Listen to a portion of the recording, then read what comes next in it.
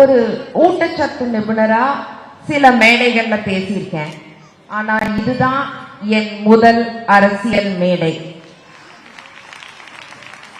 நான் தந்தை பெரியாரின் வரலாறும் திமுகவின் வரலாறும் முத்தமிழறிஞர் டாக்டர் கலைஞர் ஐயாவின் வரலாறும் பேரறிஞர் அண்ணாவின் வரலாறும் என்னோட கல்லூரி நாட்கள்ல படிச்சிருக்கேன். அதனால இன்னைக்கு வரலாறை எழுதி வச்சு படிச்சிடலாம் அப்படின்னு நினைச்சேன். ஆனா என்னமோ தெரியல, இங்க வந்ததுக்கு அப்புறம் உங்களெல்லாம் பார்த்ததுக்கு அப்புறம் எனக்கு அந்நியமா தோணல. அதனால என் மனசுல இருந்து பேசணும்னு நினைக்கிறேன். எதுவுமே நான் எழுதிட்டு வரல. பிழைகள் இருந்தால் மன்னிக்கவும்.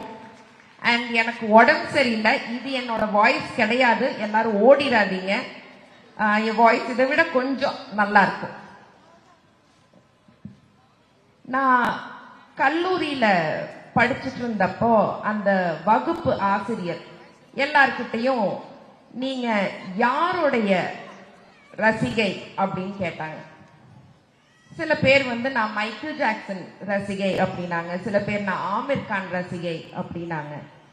நான் முத்தமிழ் அறிஞர் டாக்டர் கலைஞர் ஐயாவின் ரசிகைன்னு பெருமையா சொன்னேன். இன்னைக்கு ஒரு பெண்ணா இங்க நின்று பேசுறேன்னா அந்த தைரியம் எனக்கு வந்ததற்கு காரணம் கலைஞர் ஐயா தான்.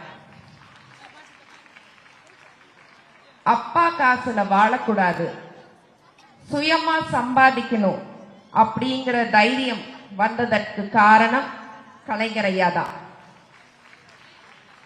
சங்கிலிய உடைச்சிட்டு கனவுகள் பின்னாடி ஓடணும் அப்படிங்கிற தைரியம் வந்ததற்கு காரணம் கலைஞர் ஐயா தான். அதனால எனக்கு திமுக மேல இருக்கிற மரியாதை பத்தியும் கலைஞர் ஐயா மேல இருக்கிற மரியாதை பத்தியும் கழக தலைவர் திராவிட நாயகன் அவர் மேல இருக்கிற மரியாதை பத்தியும் எங்கள் மாவீரன், எவராலும் வீழ்த்த முடியாத மாவீரன் சேகர் பாபு ஐயா மேல எனக்கு இருக்கிற மதிப்பும் மரியாதை பத்தியும் என் மனசுல இருந்து பேசணும்னு நினைச்சேன். திமுகவின் வரலாறு எல்லாரும் படிக்கணுங்க.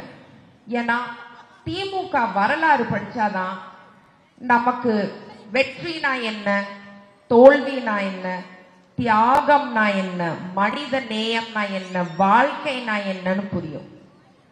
எனக்கு என்ன பத்தி ஒரு புரிதல் வந்ததற்கு திமுகவின் வரலாறு தான் காரணம். என்னோட ஃப்ரெண்ட்ஸோட ரூம்ல எல்லாம் அப்போ நாங்க ஸ்கூல் டேஸ் காலேஜ் டேஸ்ல மைக்கேல் ஜாக்சன் போஸ்டர் இருக்கும், ஷாருக் கான் போஸ்டர் இருக்கும். என்னோட ரூமுக்கு வந்தீங்கன்னா தந்தை பெரியார் போஸ்டர் இருக்கும், எங்க அப்பா போஸ்டர் இருக்கும், கலைஞர் ஐயாவோட போஸ்டர் இருக்கும், கழக தலைவரோட போஸ்டர் இருக்கும்.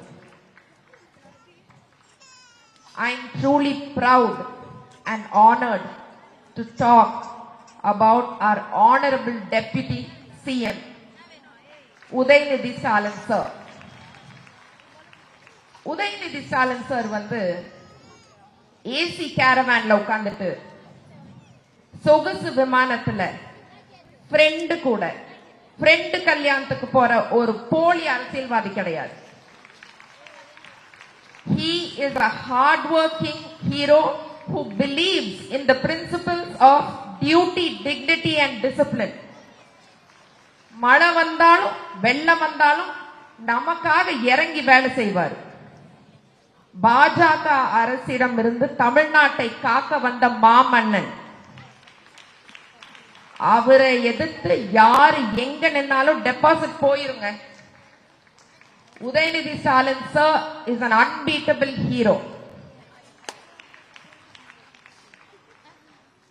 மரியாதைக்குரிய மேயர் திருமதி பிரியாராஜன் அவர்கள் மேயரா இருக்கிற ஒரு ஊர்ல நான் வாழ்றேங்கிறது எனக்கு ரொம்ப பெருமையா, ரொம்ப பாதுகாப்பா இருக்கு. Hats off to your hard work, ma'am.